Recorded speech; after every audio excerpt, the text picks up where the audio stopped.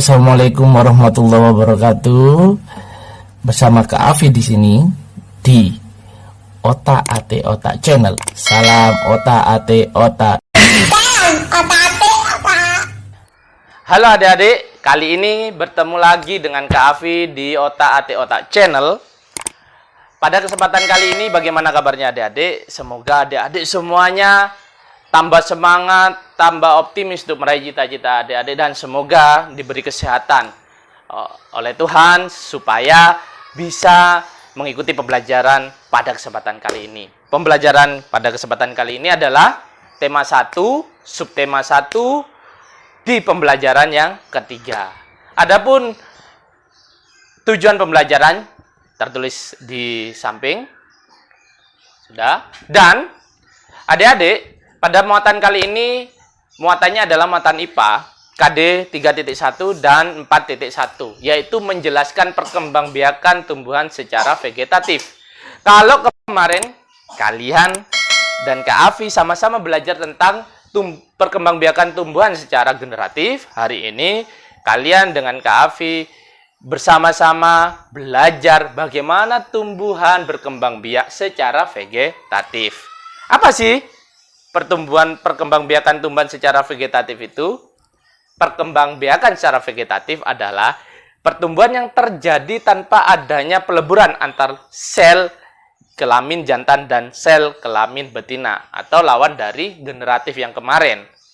Kalau generatif itu melalui peleburan antar sel jantan dan betina, tapi vegetatif ini tanpa memerlukan peleburan antara sel kelamin jantan dan sel kelamin betina.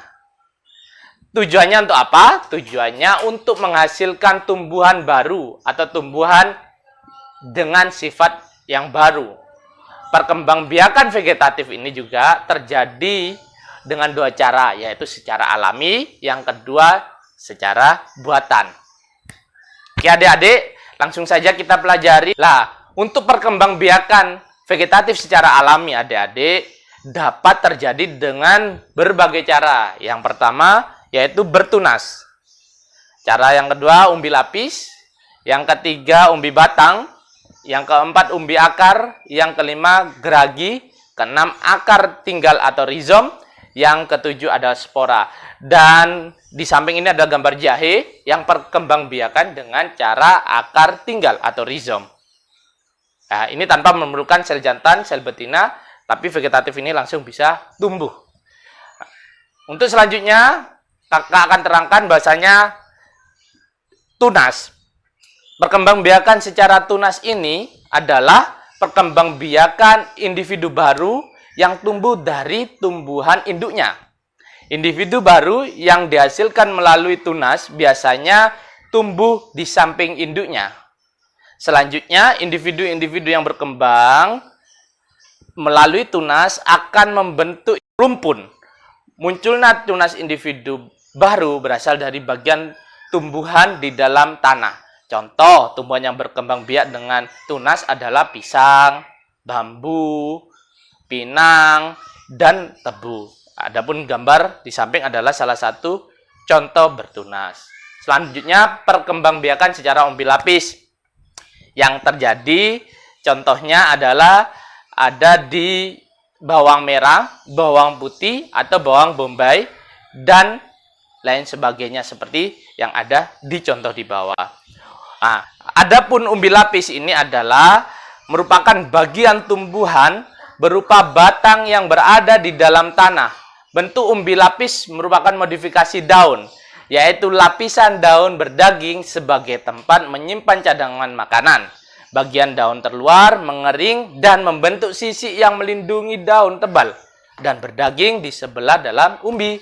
Dari sela-sela daun tersebut akan tumbuh mata tunas yang bisa disebut siung. Bila tunas tumbuh akan terbentuk individu baru. Itulah umbi lapis. Untuk selanjutnya, umbi batang. Umbi batang ini atau tuber adalah batang yang tumbuh di dalam tanah. Batang tersebut berfungsi sebagai penyimpan cadangan makanan. Umbi batang mempunyai mata tunas yang akan tumbuh membentuk individu baru. Cara menghasilkan individu baru dari tumbuhan yang berkembang biak dengan umbi batang hanya cukup mengubur atau menanam jenis tanaman tersebut pada tanah, maka dia akan bisa tumbuh sendiri. Contohnya adalah ubi jalar, kentang, dan lain sebagainya. Adik-adik bisa mencarinya di rumah masing-masing. Untuk selanjutnya, umbi akar. Umbi akar pada tanaman yang berkembang biak dengan umbi akar beralih fungsi menyimpan cadangan makanan. Perkembang biakan jenis tanaman ini melalui tunas yang tumbuh dari bekas batangnya. Sehingga untuk mendapatkan individu baru dari tanaman ini hanya perlu menanam bagian tubuh tumbuhan berupa batang. Batangnya ditanam dan bisa bertumbuh. Contoh tumbuhan yang berkembang biak dengan umbi akar adalah wortel, ada lagi singkong, ada lagi bengkoang, ada lagi ketela, ada lagi bunga dahlia, dan lain sebagainya. Untuk selanjutnya, yaitu dengan cara geragi, bisa adik baca sendiri, ya.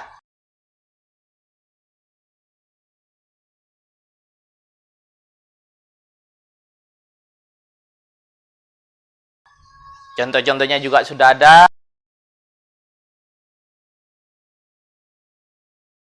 Ada rizoma, yang dikenal dengan masyarakat adalah akar tinggal, yaitu contohnya ada jahe, ada kunyit, ada lengkuas.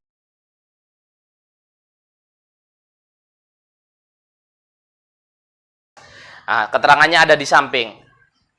Secara umum, rizoma ini adalah bagian tumbuhan yang merupakan modifikasi batang tumbuhan yang tumbuhnya menjalar di bawah permukaan tanah dan menghasilkan tunas. Dari sinilah akan terbentuk akar baru dari ruas-ruasnya. Terus selanjutnya, spora. Spora sendiri ada cara perkembangan tumbuhan, merupakan alat perkembangbiakan yang terletak pada sebuah kotak penampung spora atau disebut sporangium. Kumpulan kotak spora akan membentuk sorus yang biasanya terletak di bagian tepi bawah daun, berbentuk sorus berupa bintik-bintik kecoklatan. Individu baru dengan perkembangbiakan menggunakan spora dapat membentuk saat spora pecah jatuh di tempat yang cocok. Dan contoh perkembangan biak ini adalah tumbuhan paku, jamur, dan lain sebagainya. Oke adik-adik, itu tadi perkembangbiakan secara alami atau perkembangbiakan vegetatif secara alami. Sekarang kakak akan lanjutkan perkembangbiakan vegetatif yang secara buatan. Adapun macam-macamnya adalah pertama cangkok, yang kedua stek batang, stek daun, merunduk, tempel atau okulasi, dan menyambung. Ini adalah contoh cangkok. Karena ini buatan maka harus ada contohnya. Itu yang pertama bagaimana caranya, yang kedua bagaimana adik-adik amati dan adik-adik perhatikan. Selanjutnya ada cara okulasi. Mengambil bagiannya dan nanti ditempelkan. Sedangkan menyambung, ada banyak cara menyambung ini. Bisa ke samping, bisa dari atas ke bawah, dan lain sebagainya. Selanjutnya stek batang. Tinggal dipotong, dimasukkan. Begitu pula stek daun, daunnya yang dipotong. Oke. Itu tadi muatan IPA. Sekarang kita belajar tentang muatan bahasa Indonesia, adik-adik. Di KD 3.1 4.1. Yaitu ide pokok dalam teks laporan. Kemarin kita telah mempelajari tentang ide pokok. Sekarang ide pokok dalam teks laporan. Ide pokok dalam satu paragraf dapat ditemukan dengan langkah-langkah berikut. Yang pertama, baca seluruh paragraf dengan seksama. Temukan kalimat utamanya dan kalimat penjelasannya. Ketiga, tentukan informasi yang terdapat dalam kalimat itu. Setelah menemukan ide pokok setiap paragraf, kamu dapat menulis ulang ide pokok tersebut dalam bentuk diagram yang kayak pertama kali kakak ajarkan kepada kalian. Nah, contoh ini. Nah, yang pertama ada judul teks laporannya apa, paragraf pertama ide pokoknya apa, paragraf kedua ide pokoknya apa, paragraf ketiga ide pokoknya apa, keempat apa. Mendapatkan ide pokok tiap paragraf ini, maka kalian akan bisa mengamati apa ide pokok dari suatu teks laporan. Terima kasih teman-teman. Jangan lupa tambah subscribe